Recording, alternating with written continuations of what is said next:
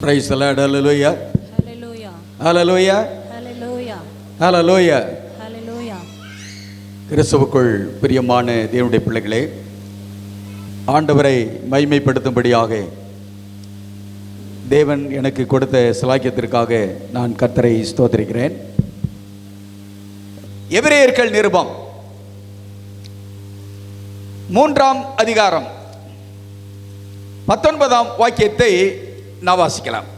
ஆதலால் அவிசுவாசத்தினாலே அவர்கள் அதில் பிரவேசிக்க கூடாமல் போனார்கள் என்று பார்க்கிறோம். அப்படியானால் பரிசுத்த பவுல் யாரை பற்றி பேசுகிறார் என்று நாம் பார்க்கும் பொழுது ஆதி இஸ்ரவேல் ஜனங்களை பற்றி அதிலே பேசுகிறார். கர்த்தர் அவர்களுக்கு பாலும் தேனும் ஓடுகிற கானானை வாக்குத்தத்தம் செய்திருந்தார். ஆனால் அவருடைய அவிசுவாசத்தினாலே அவர்கள் அதில் பிரவேசிக்க கூடாமல் போனார்கள். அப்படியானால் அவர்கள் எகிப்திலே அடிமைகளாக இருந்தார்கள். பஸ்கா ஆட்டு குட்டியின் இரத்தத்தாலே மீட்கப்பட்டார்கள். மேகத்தினாலும் சமுத்திரத்தினாலும் ஞானஸ்நானம் பண்ணப்பட்டார்கள். ஆகிலும் அவர்களில் அநேக பேரிடத்தில் தேவன் பிரியமாக இருந்ததில்லை. ஆகையினாலே அவர்கள் வனாந்தரத்திலே அழிக்கப்பட்டார்கள். இவைகள் எல்லாம் ஏன் நமக்கு எழுதப்பட்டிருக்கிறது என்று பார்க்கும் பொழுது 1 கொரிந்தியர் 10ஆம் அதிகாரம் 11ஆம் வாக்கியத்திலே நாம் வாசித்த அந்த வாக்கியத்தை மறுபடியும் நாம் வாசித்துக் கொள்ளலாம். 1 கொரிந்தியர் 10ஆம் அதிகாரம் 11ஆவது வாக்கியம். மனுஷருக்கு நேரிடுகிற சோதனை அல்லாமல் 11 இவைகளெல்லாம் திருஷ்டாந்தங்களாக அவர்களுக்கு சம்பவித்தது உலகத்தின் முடிவு காலத்திலுள்ள நமக்கு எச்சரிப்புண்டாகும்படி எழுதப்பட்டிருக்கிறது. அப்படியானால் ஆதி இஸ்ரவேல் ஜனங்களுக்கு ஏன் இவைகள் எல்லாம் நடந்தது, ஏன் அவர்கள் கானானில் பிரவேசிக்க கூடாமல் போனார்கள் என்பது ஏன் வேதத்தில் எழுதப்பட்டிருக்கிறது சொன்னால், இந்த நாட்களிலே, கடைசி நாட்களிலே, உலகத்தின் முடிவு நாட்களிலே வாழ்ந்து கொண்டிருக்கிற நமக்கு எச்சரிப்பு உண்டாகும்படி அவைகள் எழுதப்பட்டும் இருக்கிறது. நீங்களும் நானும் தேவனுடைய பிள்ளைகள், இயேசு கிறிஸ்து என்னும் ஆட்டுக்குட்டியின் இரத்தத்தாலே மீட்கப்பட்டவர்கள், ஞானஸ்நானம் பண்ணப்பட்டவர்கள். ஆனால் ஆண்டவர் உங்களுக்கும் எனக்கும் வாக்குத்தத்தம் செய்திருக்கிற அந்த பரம கானானுக்குள் பிரவேசிப்போமா? அப்படி பிரவேசிக்க வேண்டும் என்றால் நாம் என்ன செய்ய வேண்டும் என்று நாம் தியானித்து பார்த்தோம். முதலாவதாக ஆண்டவர் உங்களுக்கும் எனக்கும் ஆயத்தம் பண்ணி கொண்டிருக்கிற அந்த பரம கானானிலே பிரவேசிக்க வேண்டும் என்று சொன்னால், எபிரேயர் 3ஆம் அதிகாரத்தின் 1ஆம் வாக்கியத்தில் சொல்லப்பட்டபடி இப்படி இருக்க பரம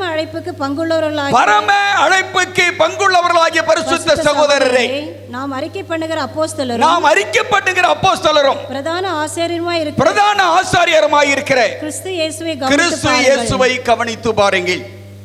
நீங்களும் நானும் பரலோகத்திற்கு போக வேண்டும் என்று சொன்னால் இயேசுவை கவனித்து பார்க்க வேண்டும். அவரால் தான் ரட்சிப்பு, அவரால் தான் நாம் போஷிக்கப்படுகிறோம், அவரால் தான் நாம் பாதுகாக்கப்படுகிறோம். அவரே உங்களை என்னை வழிநடத்தி கொண்டிருக்கிறார். அவர்தான் உங்களுக்கும் எனக்கும் இடத்தை ஆயத்தம் பண்ணி கொண்டிருக்கிறார். அவர்தான் உங்களுக்காக எனக்காக அந்த பரலோகத்திலே பிதாவுக்கு முன்பாக பரிந்து பேசிக் கொண்டிருக்கிறார். அவர்தான் 2ஆம் முறையாக திரும்ப வந்து அவர் இருக்கிற இடத்திலே நாம் இருக்கும்படி கூட்டிக் கொண்டு போக வருகிறவர். ஆகினாலே நம்முடைய வாழ்க்கையில் அவரை பார்க்க வேண்டும். ஆதி இஸ்ரவேல் ஜனங்கள் அவர்களுக்கு முன்பாக சென்ற கர்த்தரை அவர்கள் பார்க்காமல் எகிப்தை பின்னிட்டு பார்த்தார்கள். அது நிமித்தமாக அவர்கள் வனாந்தரத்திலே அழிக்கப்பட்டார்கள். நீங்களும் நானும் உலகத்தை பார்க்காதபடிக்கு, உலக இன்பங்களை பார்க்காதபடிக்கு, உலகத்தினுடைய ஆசாபாசங்களை பார்க்காதபடிக்கு, உலகத்தினுடைய அந்த இச்சைகளை நாம் பார்க்காதபடிக்கு, அவைகளிலிருந்து விடுதலை பெற்றவர்களாக நமக்கு முன்பாக வழிநடத்தி கொண்டு போகிற இயேசுவை நாம் பார்க்க வேண்டும். இரண்டாவதாக,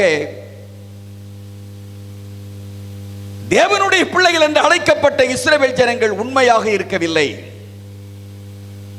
தேவனோடு கூட அவர்கள் உடன்படிக்கை செய்தார்கள்.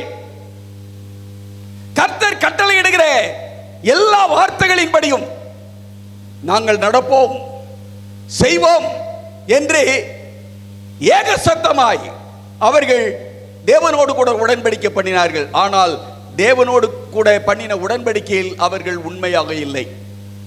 உண்மை இல்லாதவர்களுக்கு பரலோகத்திலே இடமும் இல்லை. லூக்கா சுவிசேஷத்திலே ஒரு வாக்கியத்தை நாம் வாசிக்கலாம். லூக்கா 16ஆம் அதிகாரம் 11ஆம் 12ஆம் வாக்கியங்களை வாசிக்கலாம். லூக்கா 16வது அதிகாரம் 11ஆம் 12ஆம் வாக்கியங்கள். 16 நியாயப்பிரமாணம் தீர்க்கதரிசனம் 16வது அதிகாரம் 11 12. அநீதியான உலக பொருளை பற்றி, அநீதியான உலக பொருளை பற்றி நீங்கள் உண்மையாய் இராவிட்டால், யார் உங்களை நம்பி உங்களிடத்தில் மெய்யான பொருளை ஒப்புவிப்பார்கள். நன்றா கவனிக்க வேண்டும். அழிந்து போகிற இந்த உலகத்திலே அழிந்து போகிற பொருட்களின் மீது நீங்கள் நானும் உண்மையாக இல்லாவிட்டால் நித்தியத்தை உங்களுக்கும் எனக்கும் யார் கொடுப்பார்கள்? தொடர்ந்து வாசிக்கலாம். வேறொருவருடைய காரியத்தில் நீங்கள் உண்மையுள்ளவர்களாய் இராவிட்டால், உங்களுக்கு யாதொன்றை சொந்தமாக கொடுப்பவர் யார்? உங்களுக்கு யாதொன்றை சொந்தமாக கொடுப்பவர்கள் யார்? உங்களுக்கு சொந்தமாக கொடுப்பது யார்? பரலோகத்தை உங்களுக்கு சொந்தமாக கொடுப்பார். அந்த உலகத்திலே, நிரந்தரம் இல்லாத உலகத்திலே வாழ்கிற இந்த உலகத்திலேயே நீங்களும் நான் உண்மையாக இல்லாவிட்டால், உண்மையான ராஜ்யத்திலே நாம் பிரவேசிப்பதற்கு அந்த ராஜ்யத்தை சுதந்திரமாக கொடுப்பது யார்? அன்பான கர்த்தருடைய பிள்ளைகளே, நீங்களும் நானும் உண்மை உள்ளவர்களாக இருக்க வேண்டும். மூன்றாவதாக, எபிரேயர்கள் நிருபத்திற்கு நாம் வேதத்தை திருப்பலாம். எபிரேயர் 3வது அதிகாரம் 7ஆம் 8ஆம் வாக்கியங்கள். 7ஆம் 8ஆம் வாக்கியங்கள். ஆகையால் பரிசுத்த ஆவியானவர் சொல்லுகிறபடியே இன்று அவருடைய சத்தத்தை கேட்பீர்களாகில், வனாந்தரத்திலே கோபமூட்டின போதும் சோதனை நாளிலும் நடந்தது போலவும் உங்கள் இருதயங்களை கடினப்படுத்தாதீர்கள். நன்றாக கவனிக்க வேண்டும். அன்பான தேவனுடைய பிள்ளைகளே, ஆதி இஸ்ரவேல் ஜனங்கள் கர்த்தருடைய வார்த்தைகளுக்கு செவி கொடுத்து அதன்படி நடப்போம் என்று தேவனோடு கூட உடன்படிக்கை பண்ணினார்கள். ஆனால் அவர்களோ தங்களுடைய இருதயத்தை கடினப்படுத்தினார்கள். ஆவியானவர் அவர்களோடு கூட பேசினார், ஆனால் தேவனை கோபமூட்டினார்கள், அவருடைய இருதயத்தை கடினப்படுத்தினார்கள். இன்றைக்கும் ஆவியானவர் நம்மோடு கூட பேசிக் கொண்டிருக்கிறார், எச்சரிப்பு கொடுத்து கொண்டிருக்கிறார், ஆலோசனையை கொடுக்கிறார், உங்களுக்கு இருக்கும் சத்தியத்தை வெளிப்படுத்திக் கொண்டிருக்கிறார். ஆனால் அந்த சத்தியத்தை ஏற்றுக்கொண்டு அதன்படி நடப்பதற்கு உங்களுடைய இருதயமும் என்னுடைய இருதயமும் ஏற்றுக்கொள்வதற்கு ஆயத்தமாக இருக்கிறதா அல்லது கடினமாக இருக்கிறதா? ஆண்டவருடைய வார்த்தை சொல்லுகிறது, உங்கள் இருதயத்தை கடினப்படுத்தாதீர்கள். பொதுவாக இஸ்ரவேல் ஜனங்களுடைய சரித்திரத்தை நான் படிக்கும் போது, பார்வோன் தன்னுடைய இருதயத்தை கடினப்படுத்தினான் என்று நாம் படிக்கிறோம். மோசே பார்வோனுடைய சமூகத்திலே நின்று ஜனங்களை அனுப்பிவிட வேண்டும் என்று கேட்டபோது அவன் அனுப்பவில்லை. ஆண்டவர் வாதைகளை அனுப்பினார். ஆனால் வாதைகள் வந்தபோது அவன் வேதனை அடைந்தவனாக மோசேயும் ஆரோனையும் அனுப்பி, எனக்களுக்காக ஜெபியுங்கள், அந்த வாதைகளை விட்டு போகும்படியாக நீங்கள் பிரார்த்தனை பண்ணுங்கள் என்று சொல்லுவான். பிரார்த்தனை பண்ணி அந்த வாதை அவர்கள் விட்டு போன உடனே அவனுடைய இருதயம் கடினப்பட்டது என்று நாம் வேதத்திலே படிக்கிறோம். ஆனால் எபிரேயர் நிருபத்திலே ஆண்டவர் சொல்லுகிறார், அவர்கள் இருதயத்தை கடினப்படுத்தினார்கள். யார் இருதயத்தை கடினப்படுத்தினது என்று சொன்னால், எபிரேயர் 3ஆம் அதிகாரத்தின் 15ஆம் 16ஆம் வாக்கியங்களை வாசிக்கலாம். என்று அவருடைய சத்தத்தை கேட்பீர்களாயில், இன்று அவருடைய சத்தத்தை கேட்பீர்களாயில், கோபமூட்டுதலில் நடந்தது போல, கோபமூட்டுதலில் நடந்தது போலவும் உங்கள் இருதயங்களை கடினப்படுத்தாதீர்கள் உங்கள் இருதயங்களை கடினப்படுத்தாதீர்கள் என்று சொல்லி இருக்கிறது. அடுத்த வாக்கியம், கோபம் கேட்டவர்களில் கோபமூட்டினவர்கள் யார்? கோபமூட்டினவர்கள் யார்? மோசேயினால் எகிப்திலிருந்து புறப்பட்ட மோசேயினால் எகிப்திலிருந்து புறப்பட்ட யாவரும் அப்படி செய்தார்கள். நன்றாக கவனிக்க வேண்டும். பார்வோனுடைய இருதயம் மாத்திரம் கடினப்படவில்லை. தேவனுடைய ஜனங்கள் என்று சொல்லிக் கொண்ட இஸ்ரவேல் ஜனங்கள் ஆவியானவரை கொண்டு ஆண்டவர் பேசும்போது, மோசேயை கொண்டு ஆண்டவர் பேசும்போது, அவர்கள் தேவனுக்கு செவி கொடுக்க மனதில்லாதவர்களாக அவருடைய இருதயத்தை கடினப்படுத்தினார்கள். யார் என்று சொன்னால், எகிப்திலிருந்து புறப்பட்ட அனைவரும் அப்படி செய்தார்கள். இன்றைக்கு தேவனுடைய ராஜ்யத்திலே பிரவேசிக்க வேண்டும், பரம கானானிலே பிரவேசிக்க வேண்டும் விரும்புகிற தேவனுடைய பிள்ளைகள் ஒவ்வொருவரும் ஆண்டவருடைய வார்த்தைகள் உங்களுக்கு பிரசங்கிக்கப்படும் பொழுது, ஆவியானவர் நம்மோடு கூட பேசும்போது, ஆண்டவர் எச்சரிப்பை கொடுக்கும் போது, ஆண்டவர் கட்டளைகளை கொடுக்கும் போது அதை ஏற்றுக்கொண்டு அதன்படி நடக்கத்தக்கதாக நம்மை ஒப்புக் கொடுக்க வேண்டுமே அல்லாமல் நம்முடைய இருதயத்தை கடினப்படுத்துவோம் என்று சொன்னால், நாம் தேவனுடைய வாக்குத்தத்தம் பண்ணின பரம கானானுக்குள் பிரவேசிக்க முடியாது. ஆகையினாலே கர்த்தருடைய பிள்ளைகளாக, மனம் திரும்பினவர்களாக, ஆண்டவராய் கிறிஸ்துவை ஏற்றுக்கொண்டவர்களாக நீங்களும் நானும் மீட்கப்பட்ட கூட்டமாக அவருடைய ராஜ்யத்திலே பிரவேசிக்க வேண்டும் என்று சொன்னால் இயேசுவை கவனித்து பார்க்க வேண்டும், உண்மை உள்ளவர்களாக இருக்க வேண்டும். இருதயத்தை கடினப்படுத்தாதபடிக்கு ஆவியானவர் எப்பொழுதெல்லாம் நம்மோடு பேசுகிறாரோ, என்னென்ன கட்டளைகளை எல்லாம் நமக்கு கொடுக்கிறாரோ, என்னென்ன வார்த்தைகள் எல்லாம் கொடுக்கிறாரோ, என்னென்ன சத்தியங்கள் எல்லாம் வெளிப்படுத்துகிறாரோ அதன்படி செய்யத்தக்கதாக அவருக்கு நம்முடைய இதயத்தை கொடுக்க வேண்டும். இருதயம் திருக்குள்ளதும் மகா கேடுள்ளதும் என்று வேதம் சொல்லுகிறது. நம்முடைய இருதயத்தை நீங்களும் நானும் கடினமாக்க கூடாது. கடினப்படுத்துவோம் என்று சொன்னால் தேவனுடைய ராஜ்யத்திலே நாம் பிரவேசிக்க முடியாது. நான்காவதாக எபிரேயர் 3ஆம் அதிகாரத்திற்கு வைத்து திருப்பிக் கொள்ளலாம். 12ஆம் வாக்கியத்தை வாசிப்போம். சகோதரரே, ஜீவனுள்ள தேவனை விட்டு விலகுவதற்கு ஏதுவான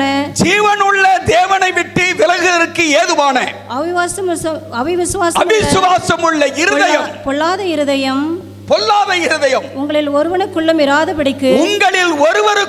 இல்லாதபடி நீங்கள் எச்சரிக்கையாக இருங்கள். அடுத்ததாக, நீங்கள் நானும் கர்த்தராகிய இயேசு கிறிஸ்து உங்களுக்கும் எனக்கும் ஆயத்தம் பண்ணி கொண்டிருக்கிற அந்த பரம கானானிலே பிரவேசிக்க வேண்டும் என்று சொன்னால், ஜீவன் உள்ள தேவனை விட்டு விலகுவதற்கு ஏதுவான பொல்லாத இருதயம் உங்களில் ஒருவனுக்கும் இருக்கக்கூடாது. நம்முடைய தேவன் ஜீவனுள்ள தெய்வம். நீங்களும் நானும் ஆராதிக்கிற இயேசு கிறிஸ்து ஜீவன் உள்ளவர். அவர் ஒருவரே தேவன், வேறு ஒருவரும் இல்லை. ஆண்டவருடைய வேதம் அப்படித்தான் சொல்லுகிறது. அன்பான கர்த்தருடைய பிள்ளைகளே, எபிரேயருக்கு நிருபத்திலே மன்னிக்க வேண்டும், எரேமியா தீர்க்கதரிசி புத்தகத்திலே 10ஆம் அதிகாரம் 10வது வாக்கியத்தை வாசிக்கலாம். எரேமியா தீர்க்கதரிசி புத்தகம் 10ஆம் அதிகாரம் 10வது வாக்கியம். எரேமியா தீர்க்கதரிசி புத்தகம் 10ஆம் அதிகாரம் 10ஆம் வாக்கியம். கர்த்தரோ மெய்யான தெய்வம், அவர் ஜீவனுள்ள தேவன். கர்த்தரோ மெய்யான தெய்வம், He is true God. அவர் ஜீவனுள்ள தெய்வம், நித்திய ராஜா, He is living God.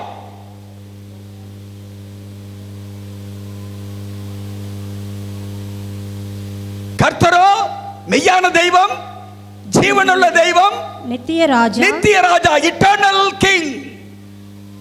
அவருடைய கோபத்தினால் பூமி அதிரும். அவருடைய உக்கிரத்தை ஜாதிகள் சகிக்க மாட்டார்கள். இவர்கள் யார் தெரியுமா? இவர்தான் கர்த்தர். இவர் யார் தெரியுமா? இவர்தான் உலகத்தை உண்டாக்கின தெய்வம். 12ஆம் வாக்கியத்தை பாருங்கள். அவரே பூமியை தம்முடைய வல்லமையினாலே விரித்து உண்டாக்கி பூச்சக்கரத்தை தம்முடைய அறிவினாலே விரித்தார். அவர்தான் ஜீவனுள்ள தெய்வம், அவர்தான் நித்தியமானவர், அவர்தான் தேவன், வானத்தை பூமியை சமுத்திரத்தை உண்டாக்கினவர் அவர்தான். அவரை விட்டு விலகக்கூடாது. ஏன் என்று சொன்னால் 11ஆம் வாக்கியத்தை வாசித்து பாருங்கள், என்ன சொல்லுகிறது? வானத்தையும் பூமியையும் உண்டாக்காத தெய்வங்கள், வானத்தையும் பூமியையும் உண்டாக்காத தெய்வங்கள் பூமியிலும் இந்த வானத்தின் கீழும் இராதபடிக்கு அவைகள் அழிக்கப்படும். அப்போ பூமியை உண்டாக்காத தெய்வங்களும் இந்த உலகத்தில் இருக்கத்தான் செய்கிறது. எவ்வளவு தெய்வங்கள் இருக்கா தெரியுமா இந்த உலகத்தில்? 33 கோடி தேவர்கள். அவர்கள் யார்?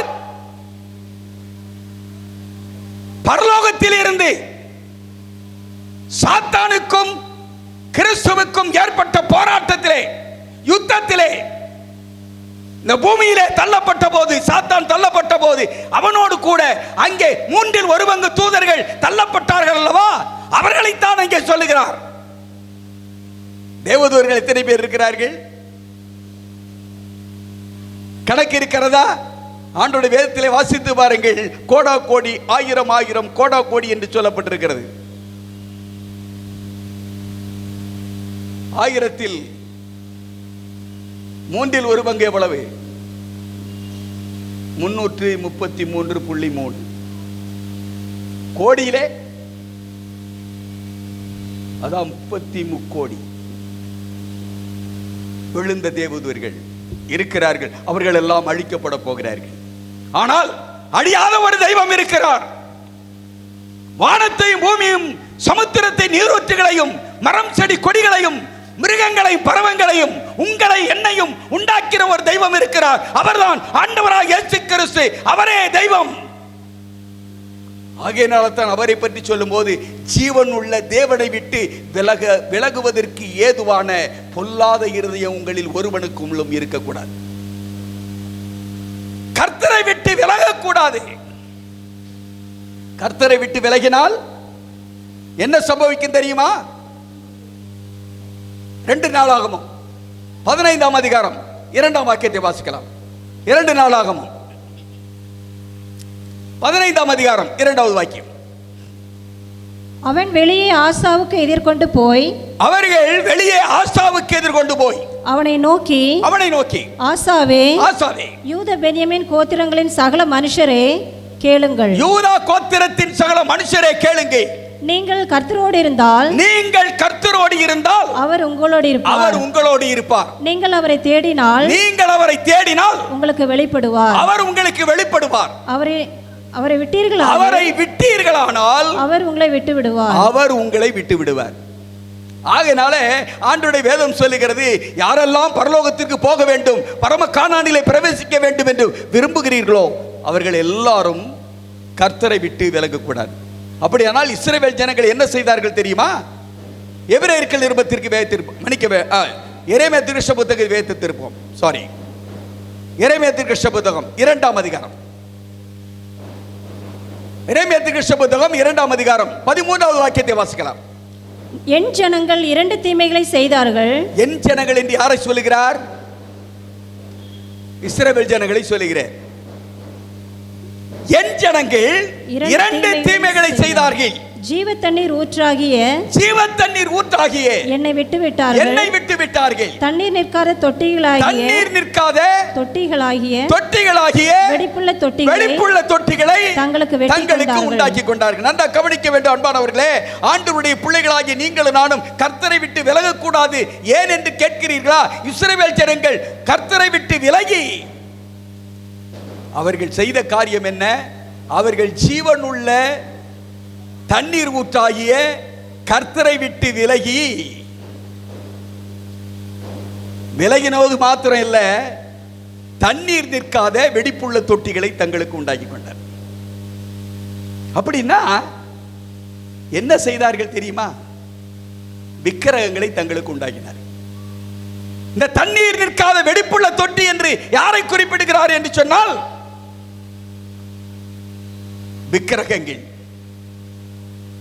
விக்கிரகங்களை உண்டாக்கி அவர்களை வழிநடத்தி கொண்டு வந்த கர்த்தரை விட்டு பின்வாங்கி அவர்கள் விக்கிரக ஆராதனை செய்து கர்த்தரை விட்டு விலகி போனார்கள். இன்றைக்கு நீங்களும் நானும் பரலோக ராஜ்யத்திலே பிரவேசிக்க வேண்டும் என்று விரும்பினால், நித்தியத்திலே பிரவேசிக்க வேண்டும் என்று விரும்பினால், பரலோக ராஜ்யத்திலே நீங்களும் நான் பிரவேசித்து நம்முடைய ஆண்டவரோடு கூட இருக்க வேண்டும் என்று விரும்பினால், நம்முடைய ஜீவன் உள்ள தேவனாகிய கிறிஸ்துவை விட்டு பின்வாங்கக்கூடாது, விலகக்கூடாது. அப்படி விலகினால் என்ன சம்பவிக்கும் தெரியுமா? என்ன சம்பவிக்கும் தெரியுமா? அவர் நம்மோடு கூட இருக்க மாட்டார், நம்மை விட்டு அவர் விலகிடுவார் அப்படிங்கிறது படித்தோம். அதோடு மாத்திரமல்ல, எரேமியா என்ன சொல்லுகிறான்னு பாருங்க. எரேமியா தீர்க்கதரிசி புத்தகம் 17ஆம் அதிகாரம். எரேமியா தீர்க்கதரிசி புத்தகம் 17ஆம் அதிகாரம் 13வது வாக்கியம். இஸ்ரவேலின் நம்பிக்கையாகிய கர்த்தாவே. உங்களுடைய நம்பிக்கை, என்னுடைய நம்பிக்கை யார்? இயேசு கிறிஸ்து. இஸ்ரவேலுடைய நம்பிக்கை யார்? இயேசு கிறிஸ்து. அதைத்தான் இங்கே சொல்லுகிறார், இஸ்ரவேலின் நம்பிக்கையாகிய கர்த்தாவே.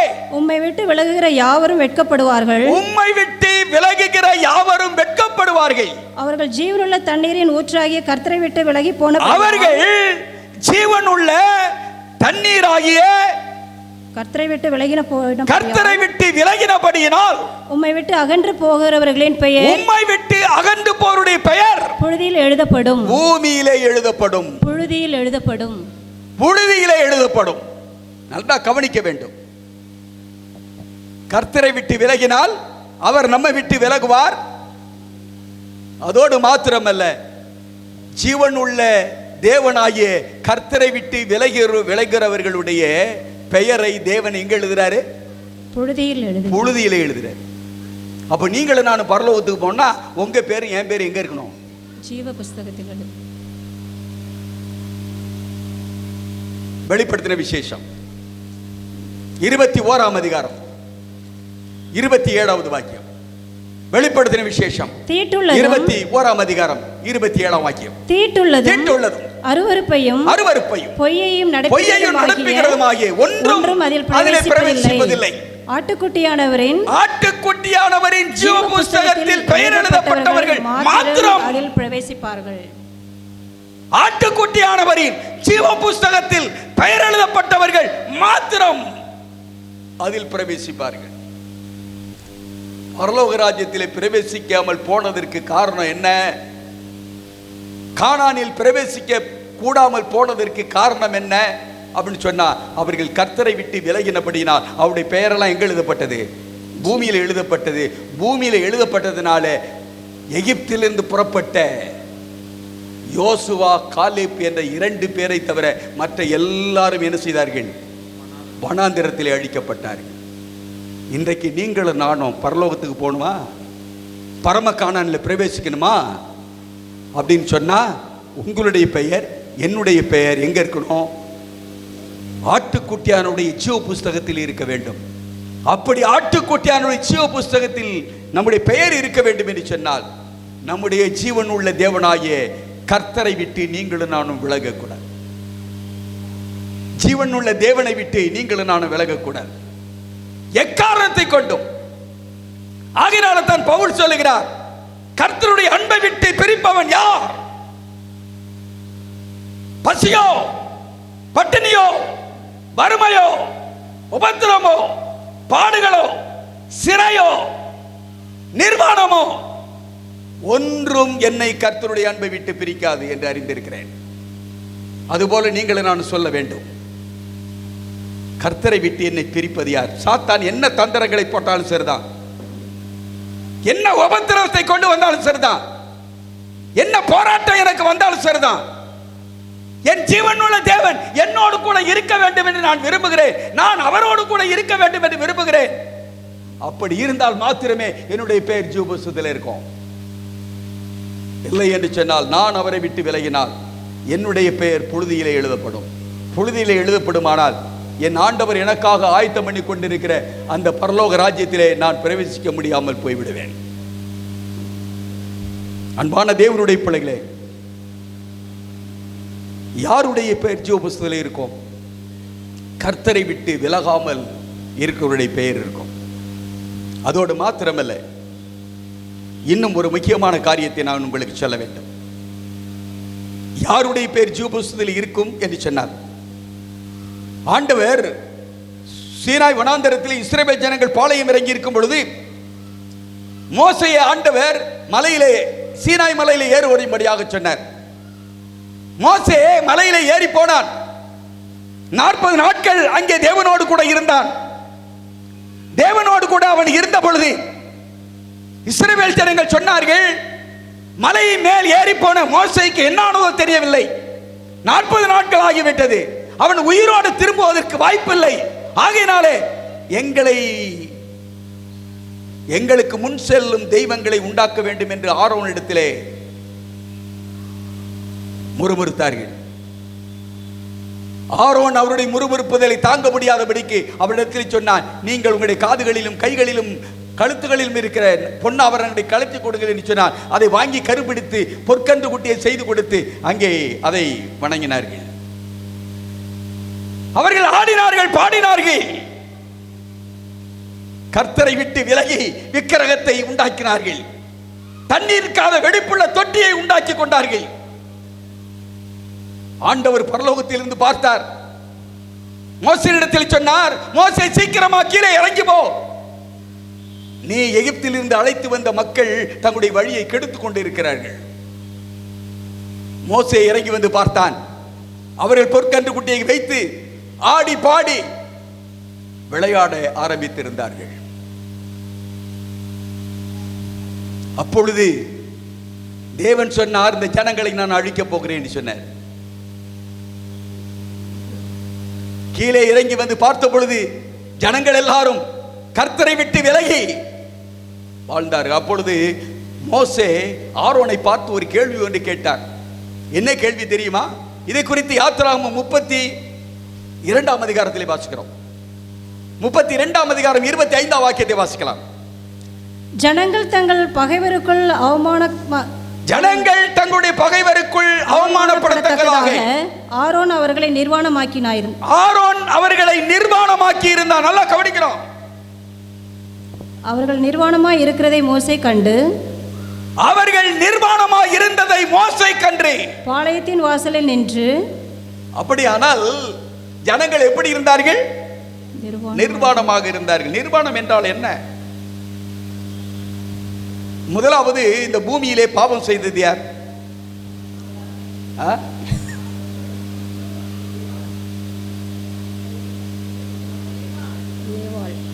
ஏவாள். ஆனால் வேதத்தில் படிச்சு பாருங்க, ஏவாள் பாவம் செய்தால்னு வரவே வராது. ஆதாம் பாவம் செய்தான், ஏவாள் வஞ்சிக்கப்பட்டாள். அதோடு மாத்திரமல்ல, நான் ஒரு கேள்வி ஒன்று கேட்கிறேன். ஆதியாகமம் 3ஆம் அதிகாரத்தில் தான் சாத்தானுடைய வஞ்சகத்தினாலே தேவன் புசிக்க வேண்டாம் என்று சொன்ன கனியை புசித்தார்கள். ஆனா நீங்க படிச்சு பாருங்க, அந்த அதிகாரம் முழுவதையும் ஆதாம் பாவம் செய்தார் என்று அங்கேயும் கிடையாது. ஆனால் ஒரு வார்த்தை இருக்கிறது. என்ன என்று சொன்னால், ஏவாள் அந்த கனியை புசித்தாள், ஆதாமுக்கு கொடுத்தால், இருவரும் புசித்தபடினாலே அவருடைய கண்கள் திறக்கப்பட்டது, அவர்கள் நிர்வாணிகள் என்று அறிந்து கொண்டார்கள். ஆகையினாலே அவர்கள் அத்தி இலையை எடுத்து தைத்து தங்களுக்கு உடையை உண்டாக்கி கொண்டார்கள். குளிர்ச்சியான நேரத்திலே ஆண்டவர் ஏதேன் தோட்டத்தில் உலாவுகிற சத்தத்தை கேட்ட ஆதாமும் ஏவாளும் தேவனுக்கு பயந்து போய் அங்கே போய் ஒளிந்து கொண்டார்கள். ஆண்டவர், ஆதாமே ஆதாமே நீ எங்கே இருக்கிறாய் என்று கேட்டார். ஆண்டவரே, நான் இங்கே தான் இருக்கிறேன், ஒளிஞ்சுக்கிட்டு இருக்கேன். ஏன் ஒளிஞ்சுக்கிட்டு இருக்க? நான் நிர்வாணி, உனக்கு நிர்வாணி என்று உனக்கு அறிவித்தவன் யார்? நான் புசிக்க வேண்டாம் என்று சொன்ன கனியை நீ புசித்தாயோ?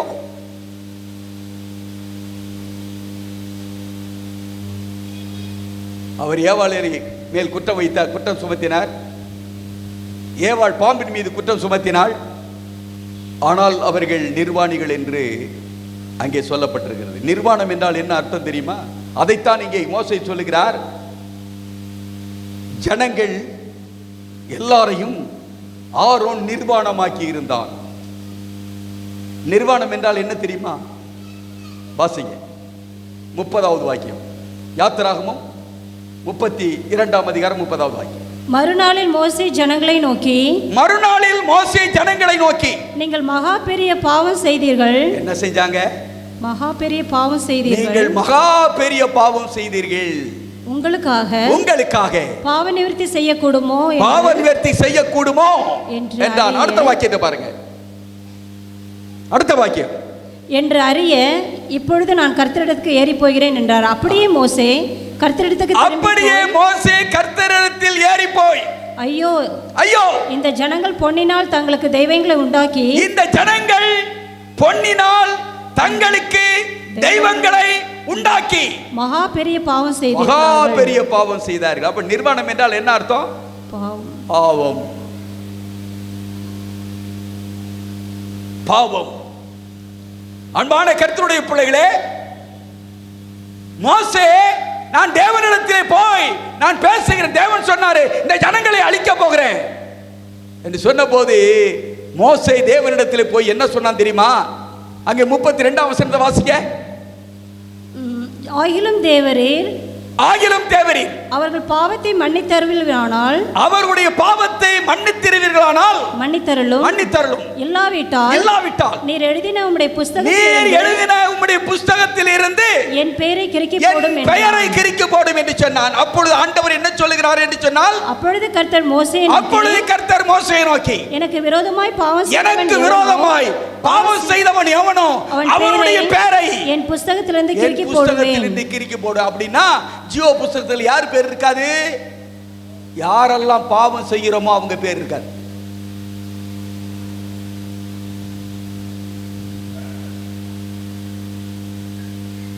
நான் என்னுடைய பெயர் ஜீவ புஸ்தகத்தில் இருக்க வேண்டும் என்று விரும்பினால் பாவம் செய்யாம வாழ.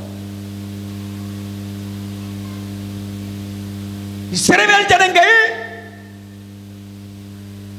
வனாந்தரத்தில் அடிக்கப்பட்டதற்கு காரணம் என்ன? அவருடைய பெயர் ஜீவ புஸ்தகத்தில் எழுதப்படாதபடிக்கு அது கிறுக்கி போடப்பட்டு அவர்கள் பாவம் செய்தபடியினாலே அவருடைய பெயர் பூமியை புழுதியிலே எழுதப்பட்டது. இன்றைக்கு உங்க பேர் எங்க, என் பேர் எங்க இருக்கு? பூமியில் எழுதப்பட்டு இருக்கிறதா? ஜீவ புஸ்தகத்தில் எழுதப்பட்டிருக்கிறதா? ஜீவ புஸ்தகத்தில் எழுதப்பட்டு இருக்கிறது என்று நிச்சயம் இருக்கும் என்று சொன்னால் உங்களுடைய வாழ்க்கையிலும் என்னுடைய வாழ்க்கையிலும் பாவம் செய்யாமல் வாழ வேண்டும். பாவம் செய்யாமல் வாழ்ந்தால் நம்முடைய பெயர் ஜீவ புஸ்தகத்தில் இருக்கும். அப்படி ஜீவ புஸ்தகத்தில் பெயர் இல்லாவிட்டால் என் ஆண்டவர் எனக்காக ஆயத்தம் பண்ணி கொண்டிருக்கிற அந்த பரம காணானிலே நான் பிரவேசிக்க முடியாமல் போய்விடும். அன்பான தேவனுடைய பிள்ளைகளே, என்னுடைய பெயர் ஜீவ புஸ்தகத்தில் இருக்குன்னு சொன்னா நான் கர்த்தரை விட்டு விலகாமல் கர்த்தரோடு கூட நான் இணைந்த வாழ்க்கையை நடத்த வேண்டும். அதோடு மாத்திரமல்ல, பிலிப்பியர்கள் நிருபத்திலே அங்கே பவுல் சொல்லுகிறார். பிலிப்பியர்கள் நிருபம் 4வது அதிகாரம் 3வது வாக்கியம். பிலிப்பியர் 4:3. அன்றையும் என் உத்தம கூட்டாளியே அவர்களுக்கு உதவியாய் இருக்கும்படி உன்னையும் வேண்டிக் கொள்கிறேன். அவர்கள் கிளம்பெந்தோடும் மற்ற என் உடன் வேலையாட்களோடும் கூட சுவிசேஷ விஷயத்தில் என்னோடு மிகவும் பிரயாசப்பட்டார்கள். அவருடைய நாமங்கள் ஜீவ புஸ்தகத்தில் இருக்கிறது. பிரைஸ் காட், ஹல்லேலூயா. கர்த்தருக்கு ஊழியம் செய்கிறவருடைய பெயர் ஜீவ புஸ்தகத்தில் இருக்கிறது. அப்ப நீங்களும் கர்த்தருக்கு ஊழியம் செய்யுங்க, உங்களுடைய பெயர் ஜீவ புஸ்தகத்தில் எழுதப்படும். அன்பான தேவனுடைய பிள்ளைகளே, ஜீவ புஸ்தகத்தில் நம்முடைய பெயர் இல்லாமல்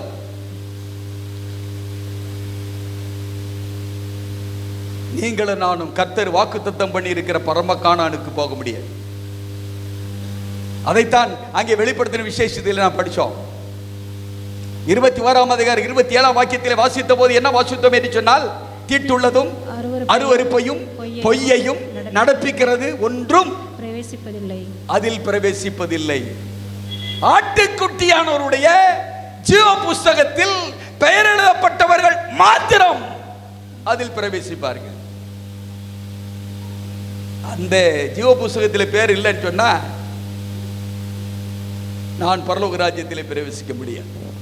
ஆகையினாலே கிறிஸ்துவுக்குள் பிரியமானவர்களே, என்னுடைய பேர் ஜீவ புஸ்தகத்தில் இருக்குன்னு சொன்னா நான் கிறிஸ்துவோடு கூட இணைந்து இருக்க வேண்டும். கர்த்தரை விட்டு பிரியாமல் இருக்க வேண்டும். கர்த்தரோடு கூட நான் ஐக்கியமாக இருக்க வேண்டும். ஆண்டவராகிய கிறிஸ்து இந்த உலகத்தில் இருக்கும்போது சொன்னார், யோவான் 8ஆம் அதிகாரம் 29ஆம் வாக்கியத்தை வாசிக்கும் போது ஆண்டவர் அங்கே என்ன சொன்னார் என்று சொன்னால், என்னை அனுப்பினவர் என்னுடனே கூட இருக்கிறார். நான் பிதாவுக்கு பிரியமானவைகளை எப்பொழுதும் செய்கிறபடியால் அவர் என்னை தனியே இருக்க விடவில்லை. அப்போ கிறிஸ்துவும் பிதாவும் ஒன்றாய் இருக்கிறார்கள். எப்படி என்று சொல்லும் போது அவர் சொல்றார், நான் பிதாவுக்கு பிரியமானவர்களை எப்பொழுதும் செய்கிறபடியால் அவர் என்னை தனியே இருக்க விடவில்லை. அப்ப நீங்களும் நானும் கிறிஸ்துவோடு இருக்க வேண்டும் அல்லவா? கிறிஸ்துவை விட்டு பிரியாமல் இருக்க வேண்டும் அல்லவா? கிறிஸ்துவை விட்டு பிரிந்தால் நம்முடைய பெயர் புழுதியிலே எழுதப்படும். கிறிஸ்துவோடு ஐக்கியப்பட்டிருந்தால் பாவம் செய்யாத வாழ்க்கை வாழ்வோம். பாவம் செய்யாமல் இருப்போம் என்று சொன்னால் நம்முடைய பெயர் ஜீவ புஸ்தகத்திலே இருக்கும். அவருக்கு ஊழியம் செய்தால் ஜீவ புஸ்தகத்திலே நம்முடைய பெயர் இருக்கும். நீங்களும் நானும் பரலோகத்திலே பிரவேசிப்போம். ஆகினாலே நீங்களும் நானும் பரலோகத்திலே பிரவேசிக்க வேண்டும் என்று சொன்னால் கிறிஸ்துவை கவனித்து பார்க்க வேண்டும். உண்மை உள்ளவர்களாக இருக்க வேண்டும். இருதயத்தை கடினப்படுத்தக்கூடாது. கர்த்தரை விட்டு விலகக்கூடாது. அடுத்ததாக எபிரேயர் 3ஆம் அதிகாரத்துக்கு நாம் வேதத்தை திருப்புவோம். எபிரேயர் 3வது அதிகாரம் 14வது வாக்கியத்தை வாசிக்கலாம். நாம் ஆரம்பத்திலே கொண்ட நம்பிக்கையை முடிவு பரியந்தம் உறுதியாய் கொண்டிருப்போம். ஆரம்பத்தில் கொண்ட நம்பிக்கையை முடிவு பரியந்தம் உறுதியாய் பற்றி கொண்டிருப்போமாகில் கிறிஸ்துவினிடத்தில் பங்குள்ளவர்களாய் இருப்போம். ஆண்டவராகிய தேவன் இஸ்ரவேல் ஜனங்களை எகிப்தின் அடிமைத்தனத்திலிருந்து விடுவித்து பாலும் தேனும் ஓடுகிற கானான் தேசத்திற்கு 40 வருடமாக வழிநடத்தி கொண்டு வந்த ஆண்டவர் கானானை அவர்களுக்கு சுதந்திரமாக, அதாவது எகிப்திலிருந்து புறப்பட்டவர்கள் மரித்து போனார்கள். அதற்கு பின் வந்த சந்ததிக்கு ஆண்டவர் அந்த கானானை சுதந்திரமாக கொடுத்தார். மோசேக்கு பிறகு யோசுவா கானானை அவர்களுக்கு பங்கிட்டு கொடுத்தான். அப்போ அந்த தேவனுடைய பிள்ளைகள் கானானில் பங்கு அடைந்தார்கள். நீங்களும் நானும் பங்கு பெற வேண்டுமா? என்ன செய்யணும்?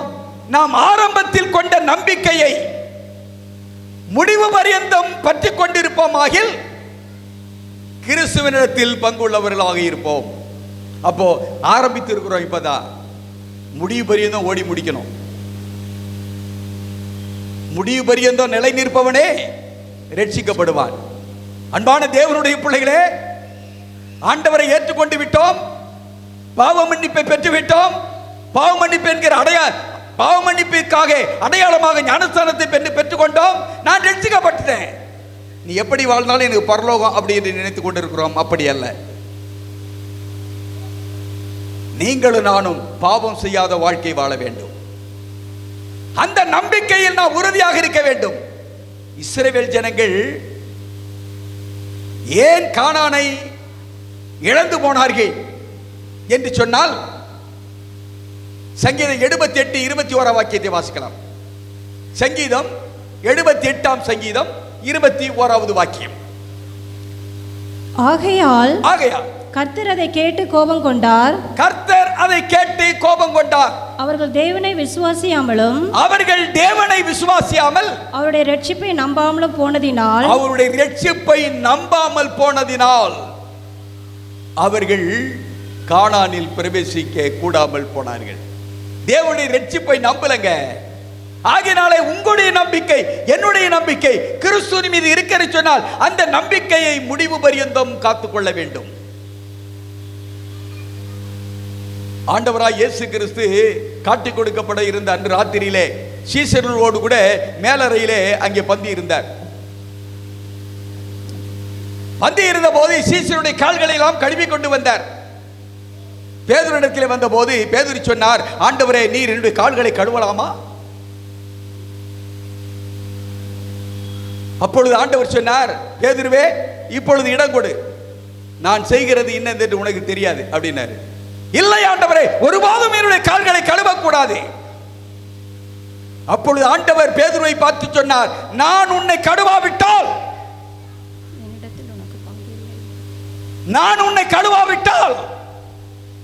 என்னிடத்தில் உனக்கு பங்கில்லை. ஆண்டவர் உங்களை என்னை கழுவலைன்னா எப்படி உங்களுக்கு எனக்கு கானான்ல பங்கு கிடைக்கும்?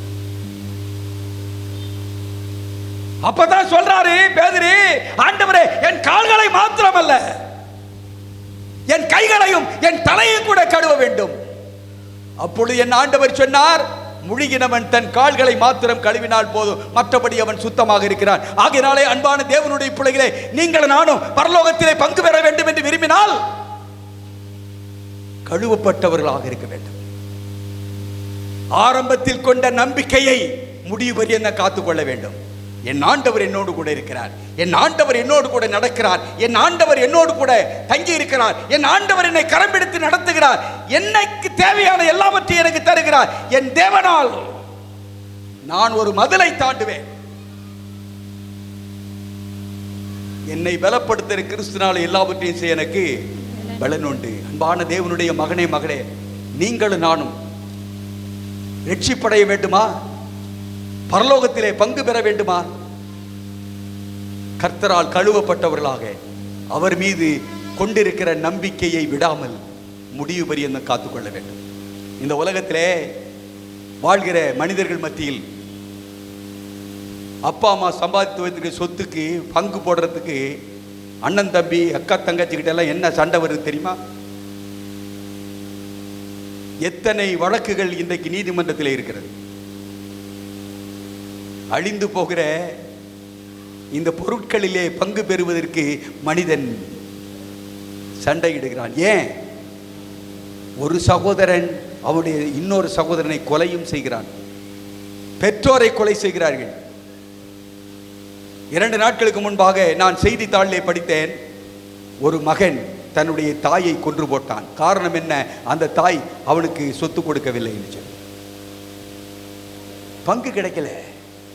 இந்த பூமியில் அழிந்து போகிற இந்த பொருட்களில் பங்கு கிடைக்கவில்லை என்று சொல்லி அவன் இவ்வளவு பெரிய குற்றங்களை செய்து கொண்டிருக்கிறான். அன்பான தேவனுடைய பிள்ளைகளே, பரலோகத்திலே பங்கு பெற வேண்டுமா? பங்கு வேண்டும் என்று சொன்னால் ஆரம்பத்தில் கொண்ட நம்பிக்கை முடிவு பரியந்தம் பற்றி கொண்டிருக்க வேண்டும். அப்படி இல்லை என்று சொன்னால் நீங்களும் நானும் பரலோகத்தின் பங்கை இழந்து போவோம். அதோடு மாத்திரமல்ல, கர்த்தர் உங்களை என்னும் கழுவி இருக்க வேண்டும். நீங்களும் நான் சுத்தம் பண்ணப்பட்டவர்களாக இருக்க வேண்டும். பெத்தானியா கிராமத்திலே கர்த்தருக்கு என்று ஒரு வீடு இருந்தது அல்லவா? ஆண்டவர் அங்கே போவார். ஆண்டவர் வருகிற நேரம் எல்லாம் அவர்கள் அவரை உபசரித்தார்கள். மார்த்தாள், மரியாள், லாசரு. மார்த்தாள் ஆண்டவருக்கு பிரியமான உணவுகளை சமைத்து கொடுப்பாள். ஆண்டவர் எப்பொழுது போய் அந்த வீட்டிலே பிரவேசிக்கிறாரோ அப்பொழுது அங்கே உட்கார்ந்து இருக்கிற இடத்திலே அங்கே மரியாள் போய் ஆண்டவருடைய பாதத்திலே உட்கார்ந்து ஆண்டவருடைய வார்த்தையிலிருந்து புறப்படுகிற வார்த்தைகளை கேட்டுக்கொண்டிருப்பாள். ஒரு சமயத்திலே விதமாக கேட்டுக்கொண்டிருக்கும் போது மார்த்தாள் வந்தாள். ஆண்டவரே, நான் வீட்டு வேலைகளினாலே கஷ்டப்படுகிறேனே, என் சகோதரியை வந்து உதவி செய்ய சொல்லுங்க. அப்பொழுது ஆண்டவர் மார்த்தாளை பார்த்து சொன்னார், மார்த்தாளே, மார்த்தாளே, நீ அநேக காரியங்களை குறித்து கவலைப்பட்டு கலங்குகிறாய். தேவையானது ஒன்றே. மரியாள் தன்னை விட்டு எடுபடாத நல்ல பங்கை தெரிந்து கொண்டாள். பிரைஸ் காட், ஹல்லேலூயா. அன்பான தேவனுடைய பிள்ளைகளை, இன்றைக்கு தேவனுடைய பிள்ளைகள் என்று சொல்லிக் கொண்டிருக்கிற நாம், ரட்சிக்கப்பட்டோம் என்று சொல்லிக் கொண்டிருக்கிற நாம், இயேசுவை விசுவாசிக்கிறோம் என்று சொல்லிக் கொண்டிருக்கிறோம், இயேசுவோடு கூட நான் வாழ்கிறேன் என்று சொல்லிக் கொண்டிருக்கிற நாம் உலகத்தின் ஆசைகளுக்காக கவலைப்பட்டு கலங்கிக் கொண்டிருக்கிறோம். ஆனால் ரட்சிப்பை குறித்து கவலைப்படுறோமா? எவ்வளவு பெரிதான ரட்சிப்பை குறித்து கவலையற்று இருப்போமானால் வரும் தண்டனைக்கு எப்படி தப்பிக்கொள்ளுவோம்? அன்பான தேவனுடைய பிள்ளைகளை, ஆண்டவர் சொன்னார், உங்களுக்கும் எனக்கும் தேவையானது ஒன்றுதான். அது என்ன என்று சொன்னார், நம்மை விட்டு எடுபடாத ஒரு பங்கு ரட்சிப்பு, பரலோகம். இதுதான் உங்களுக்கு எனக்கு தேவை. அது வேணும்னு சொன்னா கிறிஸ்துவோடு கூட நாம் வாழ வேண்டும். ஆரம்பத்தில் கொண்ட நம்பிக்கையை முடிவு வரையும் காத்துக்கொள்ள வேண்டும். அன்பான தேவனுடைய பிள்ளைகளே, இந்த உலகத்திலே நமக்கு அப்பா அம்மா சொத்து கொடுக்காட்டியும் பரவாயில்லைங்க. அந்த பங்குக்காக நீங்க சண்டை போடாதீங்க.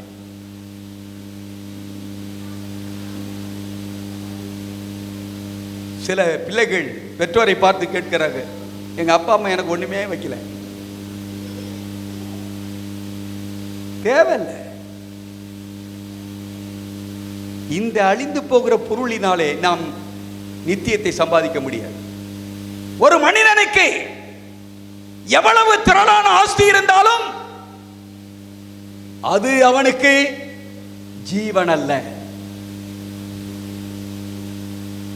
அன்பான தேவனுடைய பிள்ளையே, உங்களுக்கும் எனக்கும் தேவையானது ஒன்று, அது நித்திய ஜீவன். அந்த நித்திய ஜீவனை சுதந்திரிக்க வேண்டும் என்று விரும்பினால் நம்முடைய ஆண்டவராய் இயேசு கிறிஸ்து மேல நம்பிக்கையை, ஆரம்பத்தில் கொண்ட நம்பிக்கையை முடிவு பரியந்தம் காத்துக்கொள்ள வேண்டும். அப்படி காத்துக்கொண்டால் கிறிஸ்துவினிடத்திலே பங்குள்ளவர்களாக நாம் இருப்போம்.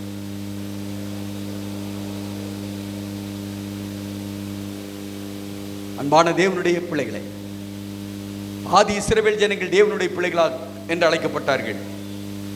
எகிப்திலே அடிமைகளாக இருந்தார்கள். அந்த அடிமைத்தனத்திலிருந்து ஆண்டவர் பஸ்காட்டு குட்டியின் ரத்தத்தினால் அவர்களை மீட்டார். மேகத்தினாலும் சமுத்திரத்தினாலும் ஞானஸ்நானம் பண்ணப்பட்டார்கள். அப்படிப்பட்டவர்கள் ஆண்டவர் வாக்குத்தத்தம் பண்ணின கானானில் பிரவேசிக்க கூடாமல் போனார்கள். அதற்கு காரணம், அவர்கள் எகிப்தை திரும்பி பார்த்தார்கள், இயேசுவை பார்க்கவில்லை. அவர்கள் உண்மையாக இருக்கவில்லை. அவருடைய இருதயம் கடினப்பட்டது. அவர்கள் ஜீவனுள்ள தண்ணீர் ஊற்றாகிய கர்த்தரை விட்டு விட்டார்கள். ஆரம்பத்தில் கொண்ட நம்பிக்கையை முடிவு பரியந்தவர்கள் காத்துக்கொள்ளவில்லை. அது நிமித்தமாக அவர்கள் பரலோக சுதந்திரத்திலே பங்கு அடையாமல் போனார்கள். இன்றைக்கு ஆவிக்குரிய இஸ்ரவேலர்கள் என்று நாம் சொல்லுகிறோமே, உங்களுடைய வாழ்க்கையிலும் என்னுடைய வாழ்க்கையிலும் பரம கானானிலே பங்கடைய ஆயத்தமாக இருக்கிறோமா? அப்படி ஆயத்தமாக இருக்கிறோம் என்று சொன்னால், பாவத்தின் அடிமைத்தனத்திலிருந்து உங்களை என்னையும் மீட்டெடுத்த பஸ்காட்டு குட்டியாகிய இயேசுவின் இரத்தத்தாலே கழுவப்பட்டவர்களாக வாழ்கிற வாழ்க்கையிலே இயேசுவை கவனித்து பாருங்கள். உண்மை உள்ளவர்களாக இருங்கள். இருதயத்தை கடினப்படுத்தாதிருங்கள். ஜீவனுள்ள தண்ணீர் ஊற்றாகிய கர்த்தரை விட்டு விலகாமல் அவரோடு கூட இணைந்த வாழ்க்கை நடத்துங்கள். ஆரம்பத்தில் கொண்ட விசுவாசத்தை, நம்பிக்கையை முடிவு பரியந்தம் காத்துக் கொள்ளுங்கள். அப்பொழுது பரலோகத்திலே பங்கை நாம் பெற்றுக்கொள்வோம். அப்படிப்பட்ட பங்கை பெற்றுக்கொள்ள வேண்டும் என்று விரும்புகிற கர்த்தருடைய பிள்ளைகள், இங்கே இருக்கிறவர்கள் யார் ஆண்டவருடைய ராஜ்யத்திலே பிரவேசிக்க வேண்டும் என்று விரும்புகிறீர்களோ அவர்கள் என்னோடு கூட ஆண்டவருடைய சமூகத்திலே ஜெபத்திற்காக எழுப்பி நிற்கும்படி அன்போடு நான் கேட்கிறேன். ஆண்டவர் உங்களோடும் என்னோடும் கூட இன்று இரவிலே பேசினார். இன்று அவருடைய சத்தத்தை கேட்பீர்களாகி, என் ஆவியானவர் என்னோடு கூட பேசினார். என்னுடைய ஆண்டவருடைய ஆவியானவர் என்னோடு கூட பேசினார். என்னை மறுபடியுமாக அவருடைய ராஜ்யத்திற்கு பாத்திரவானாக மாற்றும்படியாக எனக்கு மறுபடியும் ஒரு அழைப்பு கொடுத்திருக்கிறார். ஆகினாலே நான் எக்காரத்தை கொண்டும் அதை இழந்து போகாதபடிக்கு ஆரம்பத்தில் கொண்ட விசுவாசத்தை முடிவு வரை காத்துக் கொள்ள வேண்டும் என்று விரும்புகிறேன் என்று சொல்லுகிற கர்த்தருடைய பிள்ளைகள், எழும்பி நின்று கர்த்தரோடு கூட நீங்கள் உடன்படிக்கை செய்யும்படியாக நான் உங்களை அன்போடு கேட்டுக்கொள்கிறேன். இஸ்ரவேல் ஜனங்கள் கர்த்தரோடு உடன்படிக்கை பண்ணினார்கள். ஆனால் அந்த உடன்படிக்கையில் அவர்கள் உண்மையாக இல்லை. ஆனால் இன்று நாம் அப்படிப்பட்டவர்களாக அல்ல. நாம் உண்மையான விசுவாசிகளாக, ஆட்டுக்குட்டியானுடைய இரத்தத்தினாலே கழுவப்பட்டவர்களாக, இருதயத்தை கடினப்படுத்தாதபடிக்கு ஆவியானவர் மெல்லிய சப்தத்தினாலே நம்மோடு பேசும்போதே அவருக்கு செவி கொடுத்தவர்களாக, ஜீவ தண்ணீர் ஊற்றாகிய கர்த்தராகிய இயேசு கிறிஸ்துவை விடாமல் அவரோடு கூட ஐக்கியப்பட்ட வாழ்க்கையை நடத்தி ஆரம்பத்தில் கொண்ட நம்பிக்கையை முடிவு பரியந்தம் காத்துக்கொள்வோம். இடையிலே சோதனைகள் வரும், போராட்டங்கள் வரும், கஷ்டங்கள் வரும், வேதனைகள் வரும். சாத்தான் உங்களை என்னையும் கர்த்தரை விட்டு பிரிப்பதற்கு பிரயாசப்படுவான். சோர்ந்து போக வேண்டாம். உங்களை உண்டாக்கினவர், உங்களை அழைத்தவர், உங்களை ரட்சித்தவர், உங்களுக்காக பரிந்து பேசுகிறவர், உங்களுக்காக இரண்டாம் முறை வருகிறவர் உண்மை உள்ளவர். அந்த உண்மை உள்ள தெய்வம் சீக்கிரமாக வரப்போகிறார். அவர் வரும்போது அவரோடு கூட ஒரு ராஜ்யத்திலே சென்று அந்த பரலோகத்திலே பங்கு பெற வேண்டும் என்று விரும்புகிற கர்த்தருடைய பிள்ளைகள், கர்த்தரோடு கூட பண்ணுகிற உடன்படிக்கையில் நீங்கள் உறுதியாக இருங்கள். இந்த நாளிலும் அவருக்கென்று தங்களை ஜீவ பலியாக ஒப்பு கொடுத்து எழும்பி இருக்கிற கர்த்தருடைய பிள்ளைகளை கர்த்தர் ஆசீர்வதிப்பாராக. உங்களுக்காக நான் ஜெபிக்க போகிறேன். ஆபிரகாமின் தேவனும் ஈசாக்கின் தேவனும் யாக்கோபின் தேவனும் ஆகிய எங்கள் முற்பிதாக்களின் தேவனே, உம்முடைய பரிசுத்த நாமத்தை நாங்கள் துதிக்கிறோம், ஸ்தோத்திரிக்கிறோம், ஸ்தோத்திரிக்கிறோம், ஸ்தோத்திரிக்கிறோம், ஸ்தோத்திரிக்கிறோம். ஆண்டவரே ஸ்தோத்திரிக்கிறோம். ஆண்டவரே, இந்த 5 நாட்களும் எங்களோடு கூட ஆண்டவரே நீர் பேசின தயவுக்காக நன்றியோடு நாங்கள் ஸ்தோத்திரிக்கிறோம். ஆவியானவரை கொண்டு நீர் எங்களோடு கூட பேசினீர் கர்த்தாவே, அதற்காக உமக்கு ஸ்தோத்திரம். ஆவியானுடைய சத்தத்தை இன்று நாங்கள் கேட்கிறவர்களாக இருந்தபடினால் நன்றியோடு நாங்கள் ஸ்தோத்திரிக்கிறோம். ஆவியானுடைய வார்த்தைகளை கேட்ட நாங்கள் ஆண்டவரே எங்களுடைய இருதயத்தை கடினப்படுத்தாதபடிக்கு நாங்கள் இப்பொழுது எங்களை தாழ்த்தி உடைய சமூகத்திலே ஜீவ பலியாக ஒப்பு கொடுக்கிறோம். கர்த்தாவே, நீர் எங்களை அங்கீகரித்துக் கொள்ளும், எங்களை ஆசீர்வதியும். நாங்கள் எடுத்திருக்கிற இந்த தீர்மானத்திலே ஆரம்பத்தில் கொண்ட நம்பிக்கையை முடிவறிய காத்துக்கொண்டு பரலோக ராஜ்யத்திலே பங்கு பெறுகிற தகுதி உள்ள பிள்ளைகளாக ஜீவிக்க எங்கள் ஒவ்வொருவரையும் நீர் உம்முடைய உன்னத பலத்தினால இடைக்கட்டி வழிநடத்தும்படியாக நாங்கள் ஜீவிக்கிறோம். எப்பொழுதும் தேவ சமூகத்திலே ஜெய்வ பலியாக தங்களை ஒப்பு கொடுத்து தேவ சமூகத்தில் எழுப்பி இருக்கிற ஒவ்வொரு தேவனுடைய மகனையும் மகளையும் சிறியோரையும் பெரியோரையும் வாலிபர்களையும் கர்த்தர் ஆசீர்வதிக்கும்படியாக நாங்கள் ஜெபிக்கிறோம். ஆண்டவரே, தம்முடைய பிள்ளைகளுக்கு உம்முடைய உன்னதத்தின் பலத்தை தாரும். அவர்கள் இந்த உலகத்திலே வாழ்கிற வாழ்க்கையிலே உலக ஆசீர்வாதத்தை அவர்களுக்கு தாரும். ஆவிக்குரிய ஆசீர்வாதத்தை அவர்களுக்கு கட்டளையிடும். அவர்கள் நடக்கிற பாதைகளெல்லாம் கர்த்தர் அவருடைய பாதம் கழிடராதபடிக்கு ஏந்தி கொண்டு போக வேண்டுமா ஜெபிக்கிறோம். எல்லாவற்றுக்கும் மேலாக ஆண்டவரே, இந்த வனாந்தரமாகிய உலகத்திலே அழிந்து போகாதபடிக்கு கர்த்தராகிய இயேசு கிறிஸ்துவையை நோக்கி பார்த்தவர்களாக, அவருடைய அடிச்சுவடுகளை பின்பற்றுகிறவர்களாக, தங்களுக்கென்று நியமித்திருக்கிற ஓட்டத்தை ஓடி முடித்து அவர்களுக்கென்று வைக்கப்பட்டிருக்கிற நீதியின் கிடத்தை பெற்றுக் கொள்கிற கிருபைகளை தர வேண்டும் ஆட்சேபிக்கிறோம். பவுல் சொன்னார், நல்ல போராட்டத்தை போராடினேன், ஓட்டத்தை முடித்தேன், விசுவாசத்தை காத்துக்கொண்டேன், நீதியின் கிடம் எனக்காக வைக்கப்பட்டிருக்கிறது. எனக்கு மாத்திரமல்ல, அவருடைய பிரசன்னமாக காத்து கொண்டிருக்க அத்துணை பேருக்கு நாளை தந்துருவாள் என்று சொன்னார். அதே விதமாக அத்துணை பேரும் என்கிற கூட்டத்திலே நாங்களும் இருக்கிறதற்காக நன்றியோடு நாங்கள் ஸ்தோத்திரிக்கிறோம். எங்களுக்காக வைக்கப்பட்டிருக்கிற அந்த நீதியின் கிடத்தை பெற்றுக்கொள்வதற்கு தகுதி உள்ளவர்களாக எங்களுடைய விசுவாச ஓட்டத்தை ஓடி முடிக்க எங்களுக்கு பலன் தாரும். எழும்பி நிற்கிற தங்களை ஒப்பு கொடுத்திருக்கிற ஒவ்வொரு மகனையும் மகளையும் ஆசீர்வைத்து உம்முடைய ஆவியானவராக ஆட்கொண்டு உம்முடைய நீதியின் பாதையை நடத்தி சத்தியத்தால் வழி நடத்தி ஆண்டவருடைய நாள் வரும் நாளிலே ஒருவராக தவறிப்போனாக எல்லாரும் உம்முடைய ராஜ்யத்திலே காணப்பட கிருபை செய்யும். ஒரு முறை கூட எங்கள் யாவரையும் உடைய சமூகத்திலே ஜீவபலியாக தத்துவம் செய்கிறோம். அங்கீகரியும் ஆசீர்வதியும். எல்லா வல்ல இறைவன் இயேசுவின் நாமத்தில் ஜெபிக்கிறோம் பிதாவே, ஆமென்.